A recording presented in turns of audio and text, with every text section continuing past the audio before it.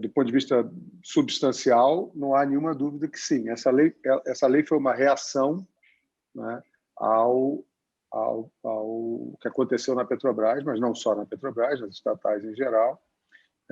Foi um projeto que, na verdade, fundiu dois projetos, um mais simples e outro mais complexo, que acabou sendo o que resultou na lei, que era um projeto, enfim, incluindo toda uma parte de licitação, etc., que acabou ficando na lei.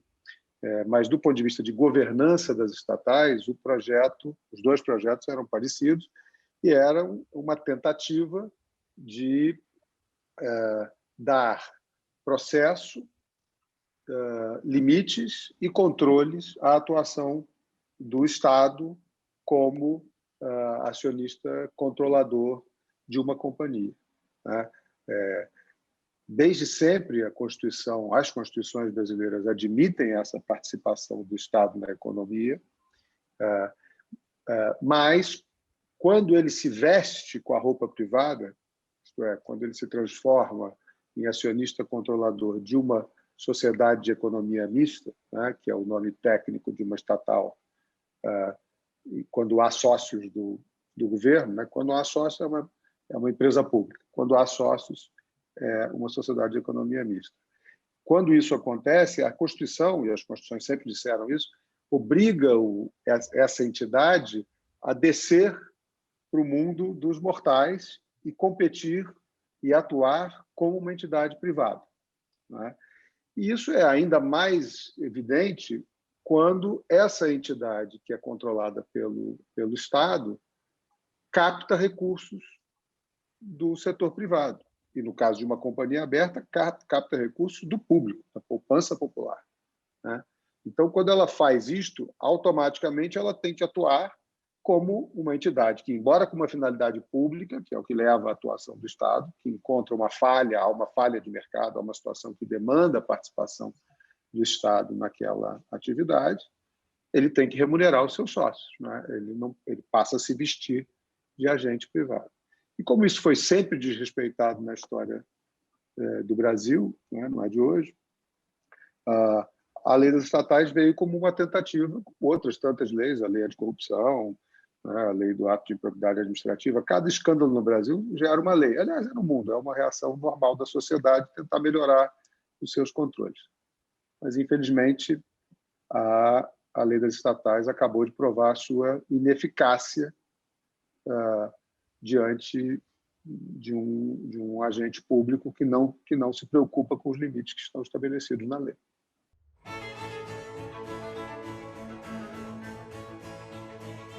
A única solução de verdade, definitiva, é acabar com essa autorização para o Estado participar da vida como um agente privado. Se ele quiser atuar na economia, ele vai atuar como Estado, mas não como agente privado. Portanto, a solução é privatizar ou encerrar a atividade daquelas que não são vendáveis das empresas estatais. Mas, como isso é um tema muito polêmico na sociedade, né, eu acho que é preciso encontrar uma outra solução para que a gente, enquanto não privatizar, né, ou mesmo se não privatizar, se essa for a decisão da sociedade como um todo através do Congresso, pelo menos se consiga impor limites a esse agente público.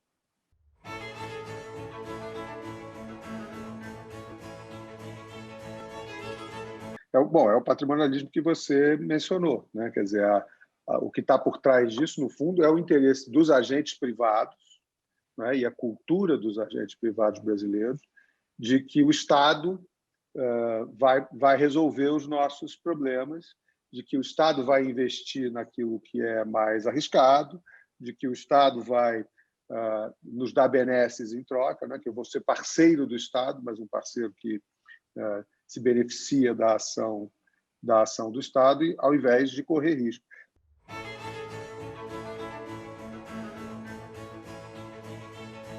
Mas o que é dramático, eu acho, neste momento, é que nós estamos, ao mesmo tempo, experimentando, por uma série de circunstâncias macro, principalmente, experimentando um grande fluxo de investidores no mercado de capitais, uma grande quantidade de empresas indo ao mercado de capitais correr risco, tomar dinheiro dos investidores, os investidores correndo riscos, as empresas privadas correndo risco, desbravando setores da economia que até então não estavam no mercado de capitais. Quem está fazendo isso, em boa parte, são investidores, pessoas físicas. Melhor notícia ainda, pessoas físicas jovens, tá? Um percentual muito grande de gente até 35 anos investindo, claro, não a maior parte do dinheiro, mas a maior parte das cabeças, né, das contas que foram abertas nos últimos 3 anos, é de gente jovem, né? Então, assim, isso é o que me deixa mais preocupado e mais assustado, porque, de um lado, esse desejo constitucional está encontrando, na realidade dos investidores dessa geração, a percepção da importância de poupar e encontrar rentabilidade no risco, né? E, portanto, de investir, de fazer sua poupança de longo prazo nos empreendimentos privados, via mercado de capitais, via bolsa. E, por outro lado, você tem um governo que reforça o velho, o antigo, que o mercado de capitais é ruim, não é? E tem aqui uma lei e um princípio, e uma Constituição, antes disso tudo, que diz que essa empresa vai atuar como um agente privado, mas, na verdade, eu interfiro nela e cá entre nós, interfiro pelas piores razões possíveis, né?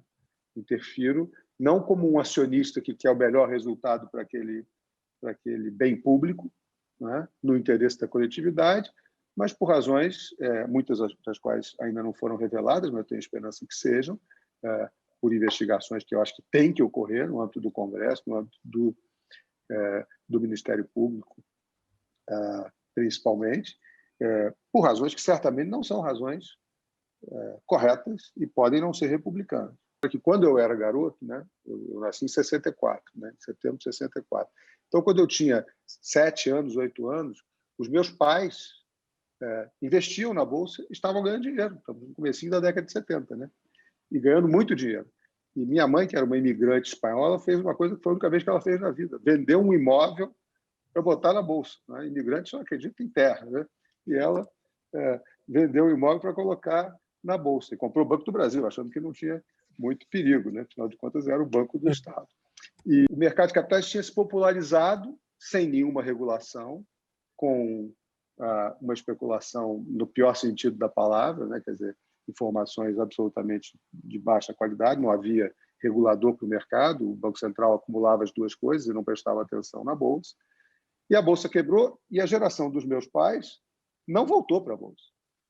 Aquilo afastou do mercado de capitais brasileiro uma geração de investidores, pessoas físicas que perderam dinheiro e não quiseram voltar. Eu tenho muito medo do dano que um governo como este pode causar nesta geração que está investindo, que está apostando, que está acreditando na poupança de longo prazo e vai se deparando com esse tipo de atitude do governo. Então, acho que assim, tem um dano, de fato, muito maior do que a desvalorização das ações, que já é muito grave, mas é um dano muito maior, a meu ver.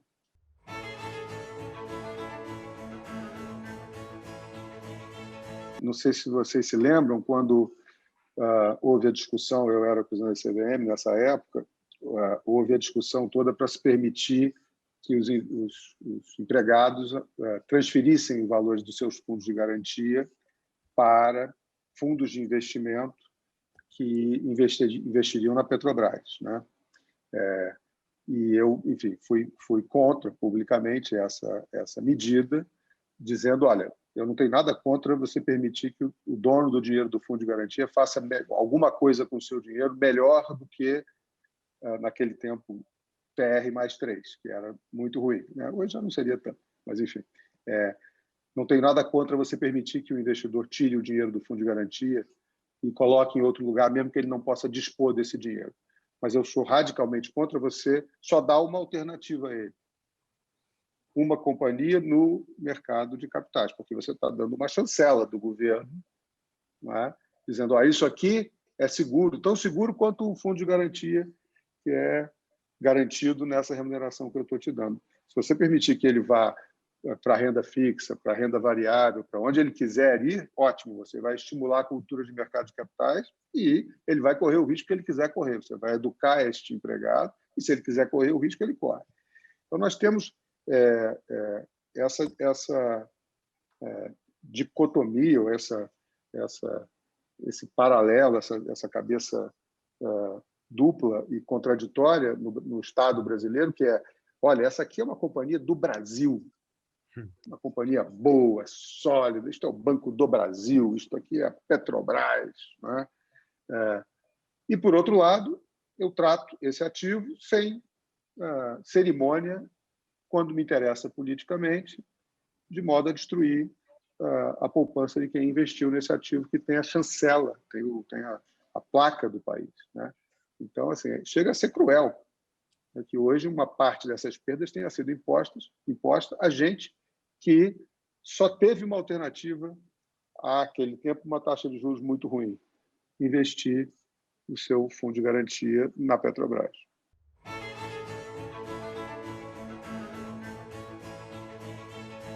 Sanepar, companhia aberta também, né?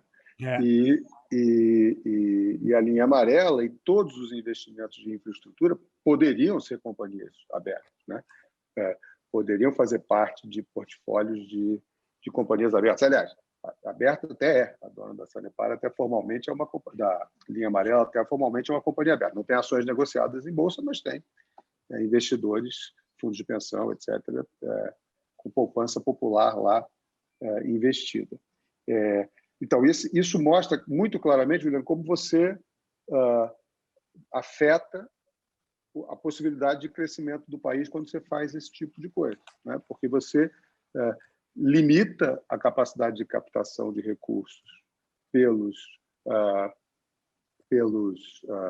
empresários, né, que querem atuar nesse setor e não conseguem captar, ou pelo menos vão ser obrigados a captar com um desconto enorme, o capital privado que poderia, e, aliás, não só poderia, é o único capital disponível hoje para financiar infraestrutura no país. O governo não tem capacidade de investimento. Né? Então, assim, é exatamente disso que se trata. Trata-se de evitar ou de impedir o desenvolvimento do país quando se faz uma coisa dessa. Quando se trata uma concessão pública, objeto de licitação, objeto de oportunidade de competição no mercado, dessa maneira, alterando as regras dos contratos ou encampando. Né? Eu acho graça, assim, eu li essa coisa da linha amarela e a prefeitura dizendo que vai encampar, né? Agora já a prefeitura do novo prefeito, que eu não imaginei que fosse seguir esse caminho, que vai encampar a concessão, vai encampar a linha amarela. Está ótimo, só que a lei diz que ele tem que pagar por isso. Né? Pagar pelos ativos. E assim, quem mora no Rio de Janeiro sabe que o município não tem dinheiro para pagar, nem a folha de pagamento, quanto mais a encampação da linha amarela. Então, assim, fala-se com a maior tranquilidade que se vai encampar. Né? Eu não estou falando de uma atitude incendiária, como a do presidente da República essa semana, ou a do prefeito anterior, que vai lá e mete a marreta nos pedágios. Né? Apenas dizer, vou encampar e vou relicitar, mas com que dinheiro você vai fazer isso? Né? E, então, assim, é impossível você acreditar que a iniciativa privada vai investir. Isso gera uma seleção adversa. Só quem vem para essas licitações é quem tem estômago, para dizer o mínimo, né? Enfim, presumindo que não vai haver nada de errado no processo. Mas quem tem estômago para lidar com o Brasil e com a maneira pela qual a gente trata das parcerias com os parceiros privados, e, portanto, você afasta investidores estrangeiros, muitas vezes, você afasta investidores de mercado de capitais, né, que querem ter certeza, segurança jurídica, retornos. Eles estão absolutamente tranquilos em correr os riscos do negócio. E o que é pior, muitas vezes o governo acaba, para obter o dinheiro, para ter o investimento, como aconteceu nos governos, especialmente no governo Dilma, o governo acaba tentando eliminar o risco do negócio. Né? assegurando rentabilidade para o privado. Então, aí é o pior dos mundos, porque você acaba com uma atividade subsidiada pelo Estado.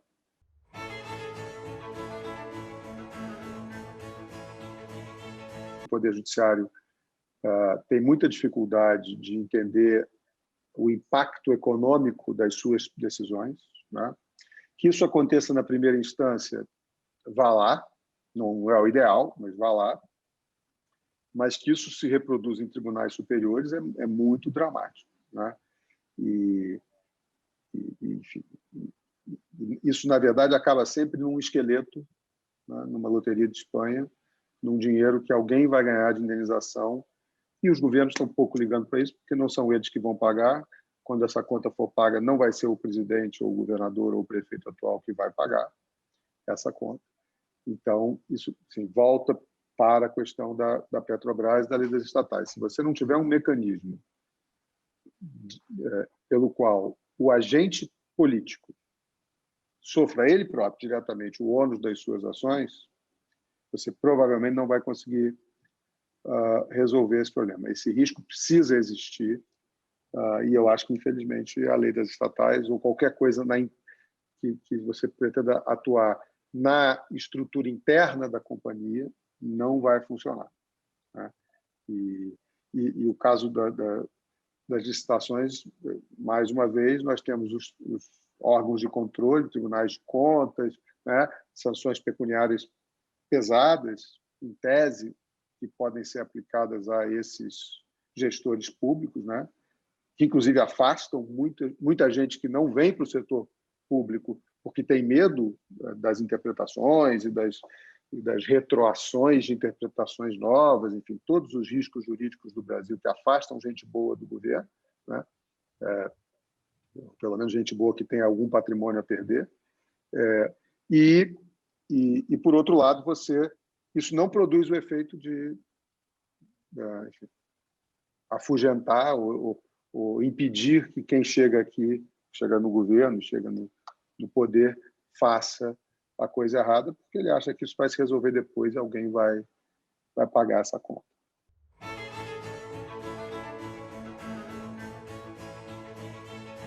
Hoje a arbitragem já é admitida nos contratos, nesse tipo de contrato, né, de contrato de PPP e de investimentos privados.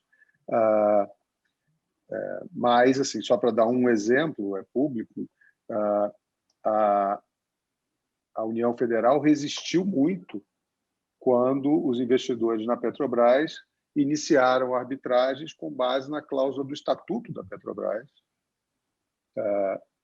que está lá desde 2002, que diz que as disputas entre os acionistas e a companhia serão resolvidas por arbitragem, né?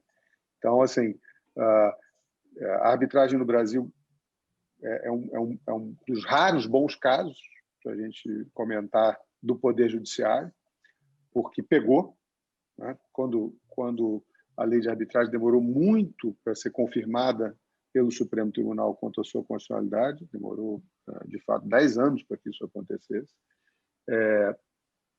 Quando foi confirmada a constitucionalidade, ela pegou. Os tribunais respeitam muito as decisões arbitrais. É muito raro no Brasil que um tribunal anule uma decisão arbitral em disputas privadas. Muito, muito difícil, muito raro.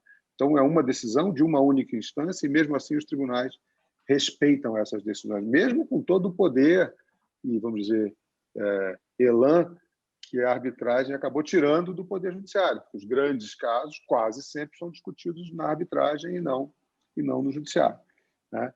Os grandes casos privados. Essa fronteira pública não está tão estabilizada, infelizmente. Há uma decisão do STJ, aliás, isolada ainda, mas que diz que quem decide se é arbitragem ou judicial é o judiciário, e isso contraria um princípio importante da arbitragem, que é o princípio competência-competência, mas que quem decide isso é o tribunal arbitral. Mas, enfim, eu acho que nesse tema a gente tem uma nota, provavelmente a melhor nota que a gente tem no Poder Judiciário do Brasil. No resto é muito lento, é um Poder Judiciário desenhado para um mundo que não existe mais. Né? Milhares de demandas de consumidor, né, que deveriam ser decididas muito rapidamente, com recursos muito simples e sem grande dispêndio, né, público para lidar com isso, e dezenas de milhares de demandas públicas, né, lidando com tributos, das quais, de vez em quando, uma é pinçada, chega no Supremo e gera um passivo enorme para o órgão público. É preciso registrar que isso não é culpa só do Judiciário, é culpa do Executivo também e do Congresso. Né? Há muita lei mal feita, muita lei inconstitucional, muita cobrança de tributos indevida, mas isso não é resolvido em 1, 2 anos. Né? Isso é resolvido em décadas, por vezes. E aí você tem isso, um impacto econômico enorme. E essas intervenções nos contratos públicos, nos contratos com o poder público, que são terríveis. Né? Que são terríveis e, enfim, motivadas, de novo, no melhor cenário, motivadas apenas pela pouca percepção da relevância econômica dessa atitude, né? E, no pior cenário, por tudo que se especula aí na imprensa, né? Quer dizer, disputas por vagas no Supremo, todas essas coisas.